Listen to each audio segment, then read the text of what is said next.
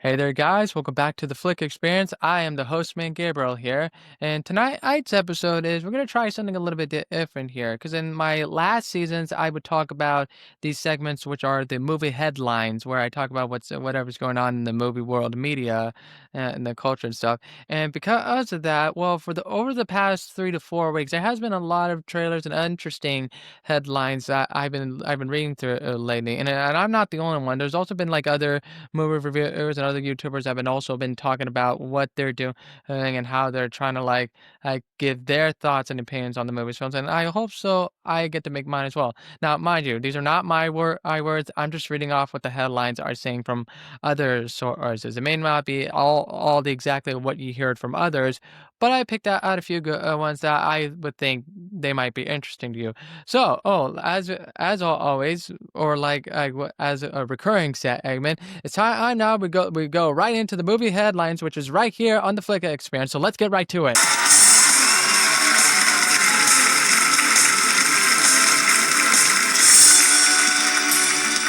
All right. So, from our first movie headline coming off of Collider News is hold on, let me just see if I could like share the screen for a bit. And let me see. So on the first headline screen, we're gonna go to this, and it's from Collider, and the headline is "Why Matt Reeves' spinoff moves forward with a major casting update."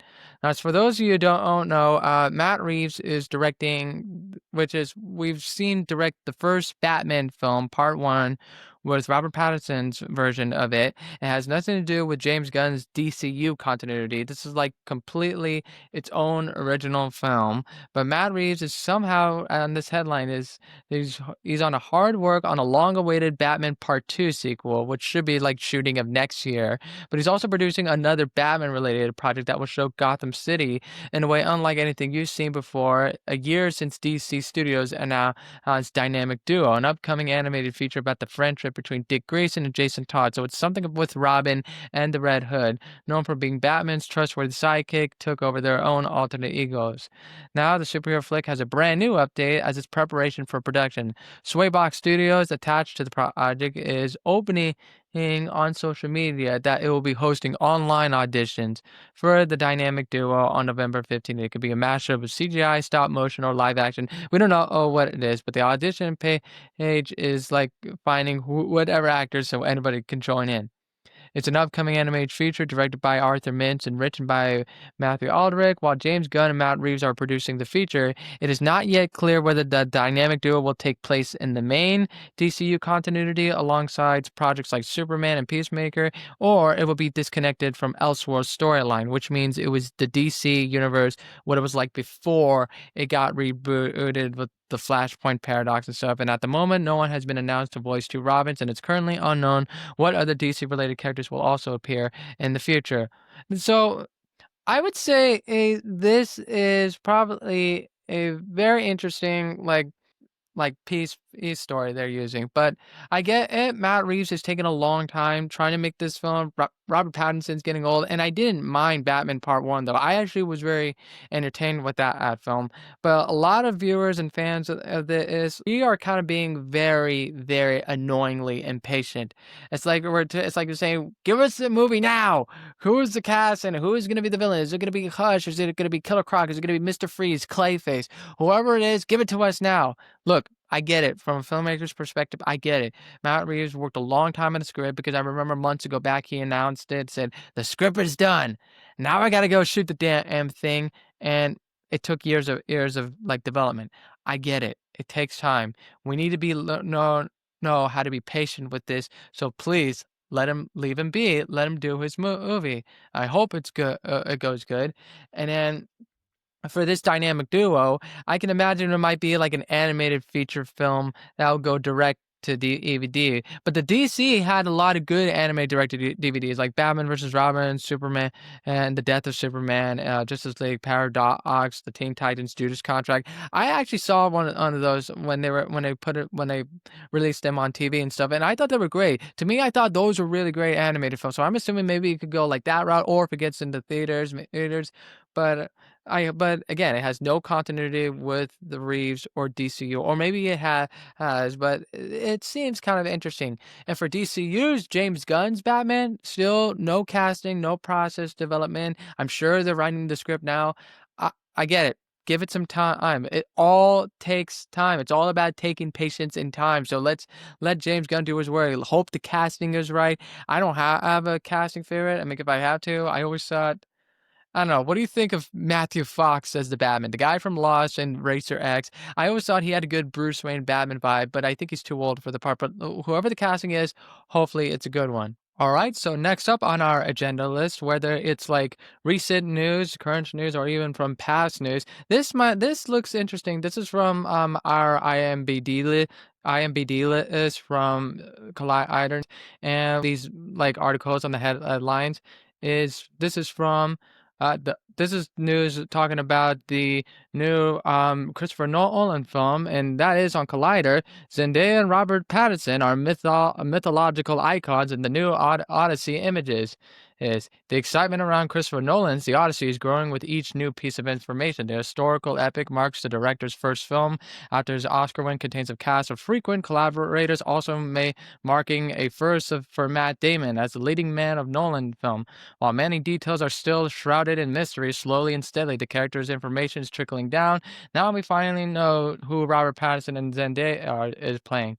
So this is basically the new Odyssey film by director Christopher Nolan, which I'm very excited about. The Homer's famous poem, the Odyssey, and Matt Damon's playing as the lead role, and also has a huge cast, including like Robert Pattinson, Zendaya, Tom Holland, Anne Hathaway, and like any more. And this is a very very like concluded like secret film that away from images. But here we have a few of the tweets. As you can see here, Robert Pattinson will play Antonius, and Zendaya will play Athena. I'm assuming those are characters from the Odyssey. And if you look right there, yeah, you see Matt Damon with the big full beard, because there have been recent photos before of him and from like a couple months back with him in the Spartan helmet. And there's Zendaya, almost a lot like a Dune character. And it does feel like it has a Dune vibe, sort of a cinematography like film. But I honestly can't wait for this film. I mean, this is the type of movie that Christopher Nolan can actually direct. And by the way, did you know that this is a fun fact? I could be wrong. Did you know that he was willing to share that movie? Like, well, not share. He was willing. Did you know that he was willing to make the film Troy, Wolfgang Petersen's film with Brad Pitt? He thought of making that film instead, but the studios kind of sidetracked him and say, "No, you're going to do Batman instead." And this was like around 2004 or 5. And thank God he did Batman, but I always imagine what would happen if he did Troy instead. But now he's making an epic movie, and we need epic movies like this. We need some originality, and this is great. The upcoming movie will trace the titular character's journey back home after the Trojan War.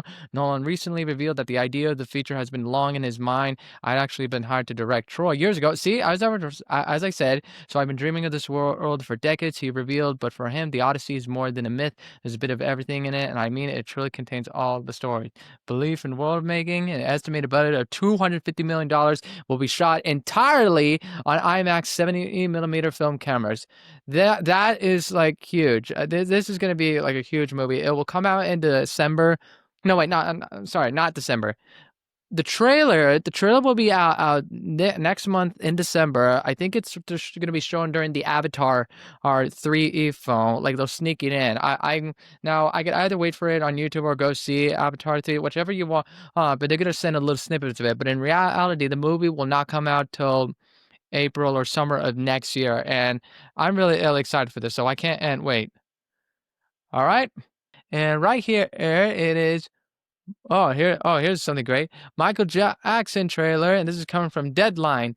The Michael Jackson teaser delivers 30 million views in the first 6 hours. Lionsgate Motion Picture Chair provides update on potential sequel.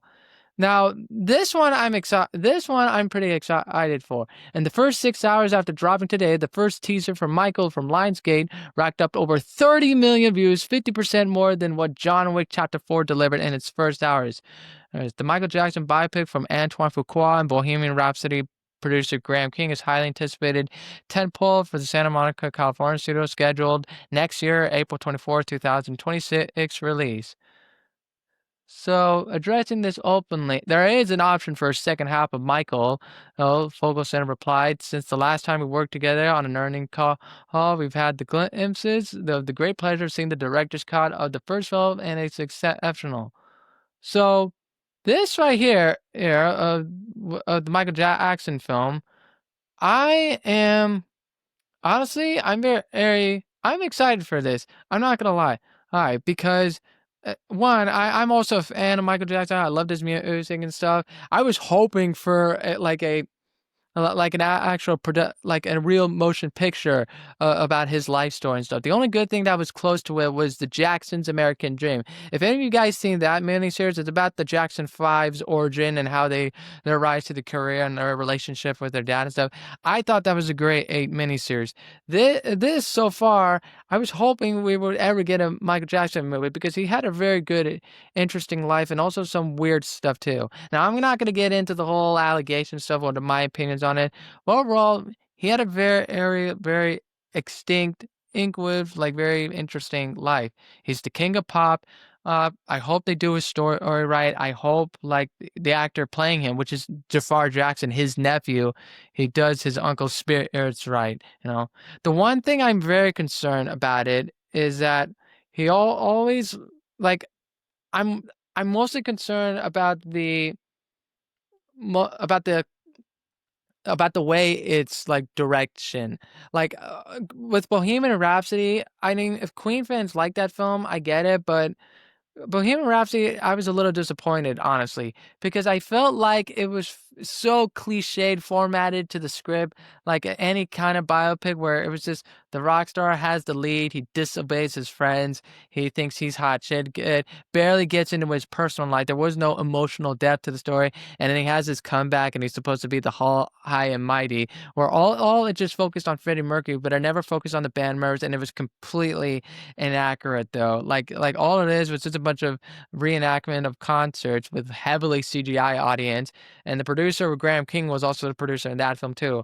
My only concern for the Michael Jackson film is I just hope it's not going to follow the same format, and I just hope the producer's not giving him notes. The director Antoine Fuqua or the screenwriter John Logan say do it exactly like Bohemian Rhapsody. And it's like I want to see what Michael was like as a person himself. I want to see the internal struggles he went through during the hardships of those allegations and how he felt personal in his personal life and life, his relationships. Like I want to see it like the real part of his story, like a real biopic we have with drama, something like along like the Ray or Walk the Line. Like I hope that's gonna be good, and I also hope the concert sequences are great too. Like get some actual extras and people if they are gonna reenact concert sequence, not just a CGI heavily on it. I want real like a real practical set, a real dancing choreography from his own, and not just whole scene in for scene, like a big tribute to him. Like I want to have both, but respected of the man himself, because I'm sure there's gonna be hardcore Michael Jackson fans that want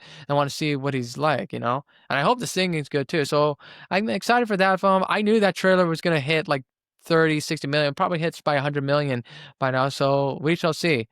All right, then finally we have for the headlines this is from the Hollywood Reporter, and that is the Teenage Mutant Ninja Turtles of the Hollywood Reporter. Now, so for those of you who don't know, they've been picked up to do it's sort of like a live action or even a dark animated version of Teenage Mutant Ninja Turtles called The Last Ronin, and this was like announced way months back. But on here, the headline says Teenage Mutant Ninja Turtles. Neil H. Moritz is in talk to produce a live action feature for Paramount.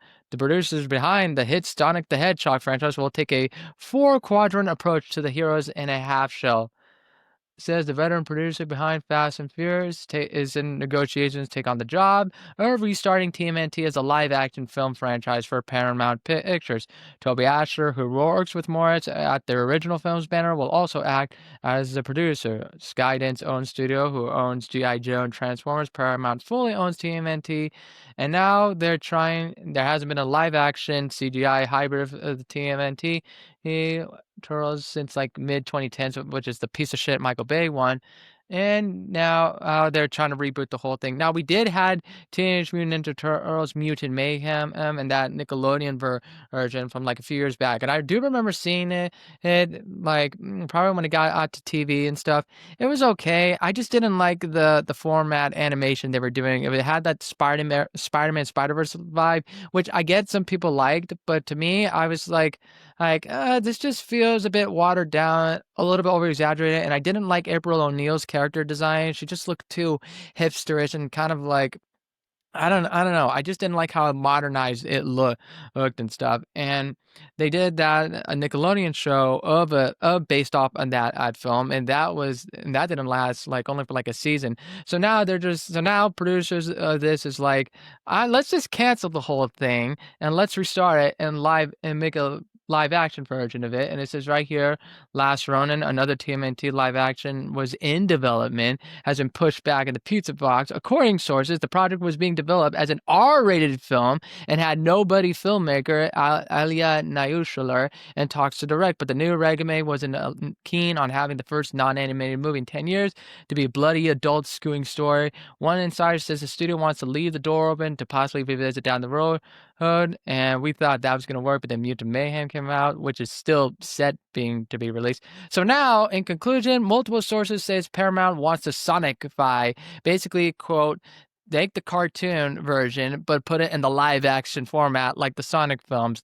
Is a 3-movie franchise with the people, which you guys know. If you want Sonic, you go to the guy who did Sonic. So they're thinking of getting the producer, the director guy, hi, Jeff Rouse, and maybe he could direct the new TMNT movies, which we don't know what that would be, but they're good. But this is the direction they're going to go to that route. And for the Sonic films, it's a $1 billion franchise studio, and they happen to be produced also by Mars. So now this some people might be concerned about this. On one hand, do I think TMNT should be rebooted again in a live action format? Maybe, because if they do, can it be something like this, like the 1990s version, which I also really liked? I didn't care for its sequels, but I really did like the 1991. You saw in my last video, I saw the 35th anniversary when they re-released in theaters. So on one hand, that looks interesting if it's in practical suits and not like that CGI Michael Bay version. So maybe that's cool. But on another hand, some people may also agree or disagree with me. Probably disagree. No, we don't want TMNT in a watered down little kids version like they did in Sonic Bros. With the crappy pop culture. Let's have that R-rated film. Now, I will say this: I'm a bit intrigued if they could go to that dark route of TMNT, where it has that dark tone and depth and like this sort of like story, which I thought the concept was interesting about the team. One of the characters, one of the Ninja Turtles, found out that all of his brothers are murdered, and he goes on a revenge spree. So it has like a revenge story element, a vibe to it, and I thought it was dark and gritty, especially if it's going to be in the streets of New York. Like make it sort of like it could be like Taxi Driver meaning Death Wish onto it. So that I want the concept looks interesting. So overall, I agree and disagree with it. I think like if they're gonna do this, they should at least try to like do practical suits like the 1990s version. And what I disagree is I just hope it's not fully blown CG motion capture what Michael Bay did from like the 2010s, which that was a piece of shit movie, by the way. Like what the hell was he thinking? They look like the most ugliest turtles ever I've seen in motion cap performance. And I hope maybe they can up the ante of the ratings. Like, can we make it at least PG-13? Like sneak in a few F-bombs, go a little dark and edgy, at least add a little extra violence to it. I'm sure kids can watch this. 8-year-olds can watch this and they could go see it. So overall, this is an interesting headline recently, and I just hope whoever is in talks with this, just make a good TMNT film and don't water it down. That's all I'm just gonna say.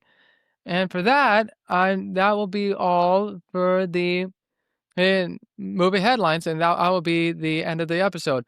So, guys, let me know your thoughts on the on today's episode. What are your thoughts on the movie headlines? What movie segment did you thought of? Which movie are you interested in? What do you think of the news? Do you agree or disagree with my I points of it, or do you think maybe they are up to the hot takes of it?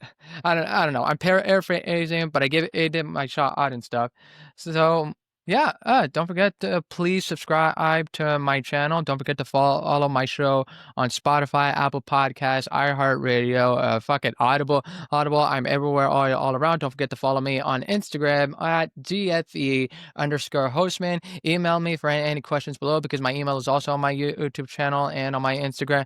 And let me know. And you can also send me news articles on, hey, Gabriel, did you hear this and this and that and that as we're getting close to the end. And yeah, keep on listening to the show. So as usual, this is Gabriel the Host Man saying to you all, good night, everyone.